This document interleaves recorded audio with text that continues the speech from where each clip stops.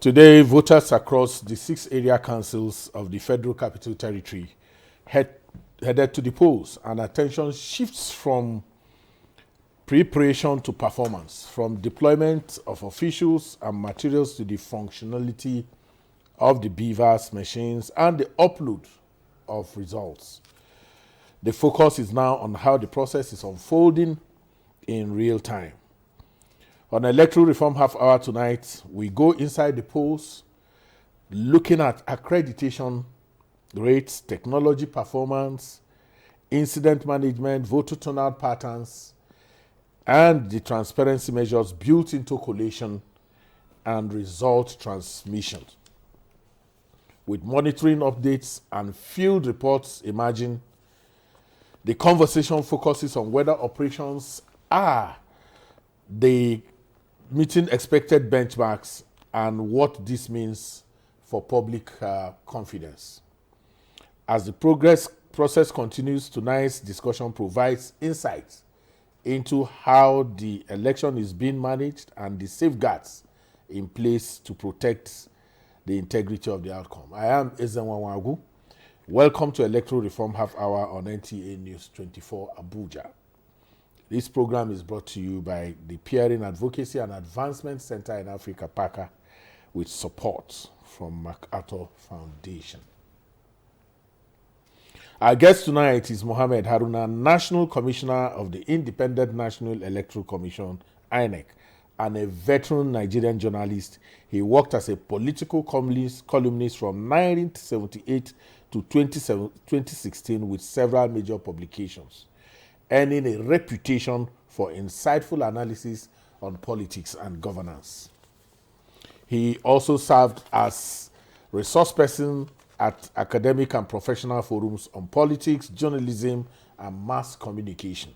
He is a fellow of the Newspaper Proprietors Association of Nigeria, the Nigerian Guild of Editors, and the African Center for Democratic Governance. Glad to have you here, sir. Glad to be here. I know it's been a hectic day for you, pulling you out. It's been. Yeah, somebody was saying, how did I manage to do that? I say he should ask you when he sees you. Because you're Ezenwa. Thank you so very much, sir. You've been a friend of mine. So from the Commission's internal monitoring so far, how will you technically assess the conduct of today's polls across the 6 area councils? Were operations largely within projected benchmarks? Yes. As you know very well, the first notice for the election was published last year, in February last year. And there were 13 items on that list. Out of those 13, as at yesterday, with each and every one of those 13, we executed in time. So in terms of preparation, there were no problems. And the election today went fairly well. We're still in the process of collation. The polls had ended by 2:30. That's the mandatory time for ending of polls, except of course if somebody is in the queue before then, so he must do his voting. So right now we're collating, and we're uploading the results real life. I don't know if I can, the IREF, which has become a bone of contention right now. I would have wanted you to start with the beavers. The beavers, Yes. The accreditation, beavers is essentially for accreditation. Yes. And it's performed wonderfully. I would say probably 98%, because, and the speed with which it was accrediting, especially if it is the facial, that's why we call it bimodal, either fingerprints or the face. With the facials, it's faster than with the fingers. But, max 30 seconds. So accreditation, no problem. Voting, also no problem. Incidences, so far, there may have been one or two incidences, but the thing has gone fairly smoothly. What was this replacement rate for where there were challenges? Was it fast? Did you get to know? As at now, I'm not aware there were any replacements as such. You wanted to talk about the vexed issue of the IREF. Yeah, because first of all, the opening of polls. by 8:30, which is our hope was that by 8:30 all polls would open by that 8:30. Unfortunately, we didn't have that, but by 8:30, about 40-something% had opened.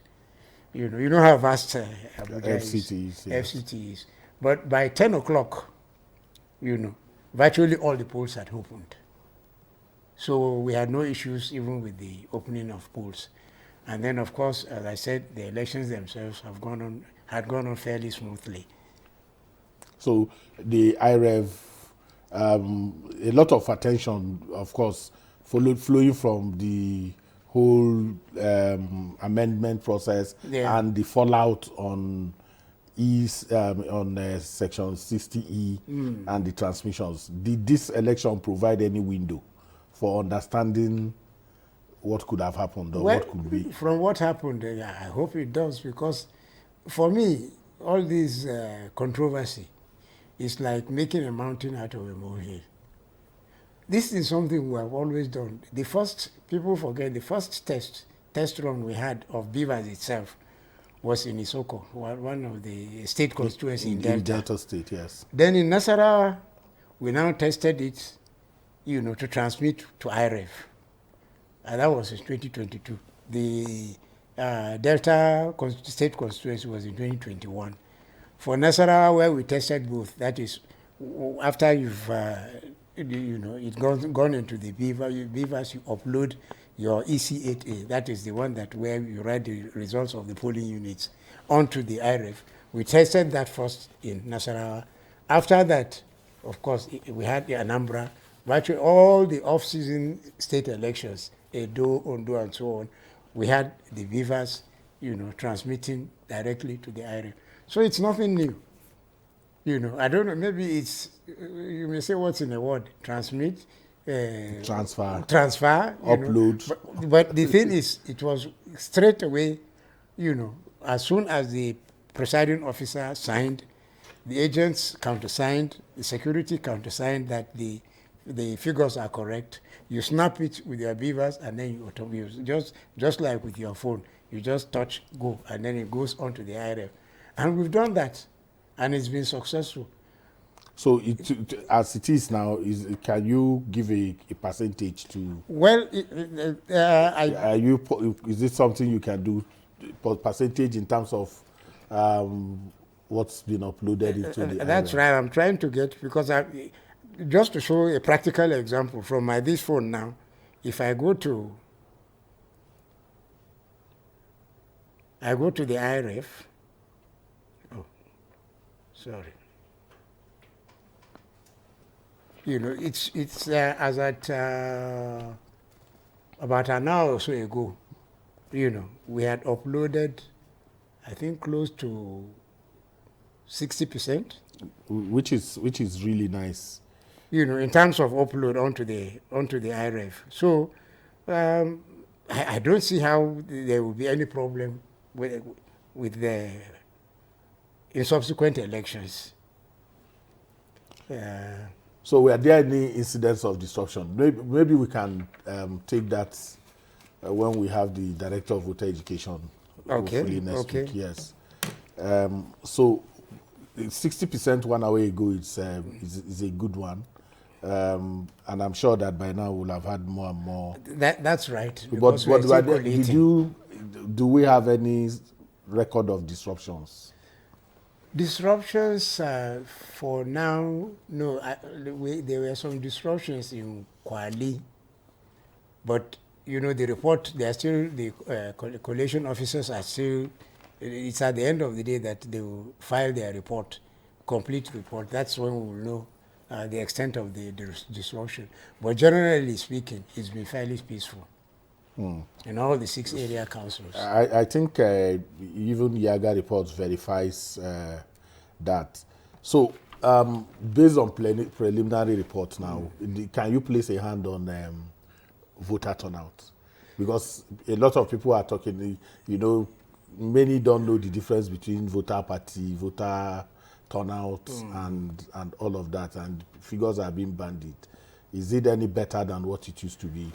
Well, it depends on the election. But from what we have so far, it will certainly be better than the last election that we held The last in FCT. area You know, council the last area council, I think, was in February 2022. Yes. I think February 12, 2022. Yeah. This definitely will be better because already from the figures we've had of upload, we've exceeded the turnout in terms of absolute numbers. But yes. We've already exceeded that. But you know, of course, the population itself, voting population itself has increased. Yes. So we wouldn't know the percentage until at the end when everything had been collated. But so far, it's so good. So there are still people who are very skeptical about the integrity of this process. What message, you are now in charge of voter education? That's right. And information. What concrete message for those who still, bandy this, votes don't count and all of the rest, and reasons for why a lot of people say the voter turnout is low? You see, the objective of the IRF was for transparency. Of course, transparency will also increase people's belief in the election, the credibility itself. But the main instrument for the credibility of the election is the BVAS itself, not IRF. IRF is so that people in real time, from the comfort of wherever they are, they will see what the results are. If they have the link. If they have the link. Because it's important. A lot of people think if you just once they hear IRF, they think you. They just think go no. Of course, it's if you have a smartphone, yes, or your laptop or whatever, Yeah. and then you can download the application on and then once you download the application, you go there, you will be able to see real life. And all the political parties, we give them hard copies of the Form EC8A, that is the polling unit results, so that before we even make a declaration, the party will know whether it has lost or won. Because any serious party should have a situation room where their agents, their polling agents, with the hard copy of the results that they have, they will be tabulating. IRF doesn't tabulate. It only gives you the polling unit result. That's all. So it's entirely up to you to do the arithmetic. And I'm sure any party, as I said, that is serious will have a situation where they will be doing. Now, of course, you can say what is on the Form EC8, the hard copy, may be different from what is on the IRF. But that's why, at least by the old law, you now go by what's on the IRF because it's a PDF and you cannot manipulate it. It's a picture. You can't manipulate it from IRF. And what is on the IRF is what was downloaded from BVAS. So the BVAS itself is the source of truth. If there is any problem, the courts have now established that bring the IRF because bring the BVAS because that is what has recorded all the voters that have been accredited. So if a result is bigger than what is on the BVAS, obviously there's a problem. So these are the lighter mode, Commissioner Haruna. You seem to have come back home. Everybody would think that this is where you belong, but you didn't do that for quite a long time in the commission. Was there any possible reason why you? Well, for some personal reason, I didn't want to do the job. It's the new chairman that has come now. He did his own cabinet reshuffle. And I just felt it wouldn't be right for me to protest. Otherwise, if I had my way, I would still not want to. No, because I know that everyone looking at your commitment, dedication to public communication, anybody would think that that's your natural turf. Yeah, well, but there's a difference. People forget a journalist is different from a PR guy. This job is PR, public relations. Whereas a journalist is supposed to say it as it is. A PR man is supposed to put some gloss on it, which is something which is a little bit difficult for me to do. Because all my life I've been a reporter. So people are saying litmus tests for the commission. This FCT election is a litmus test. Every election they always say it's a litmus test.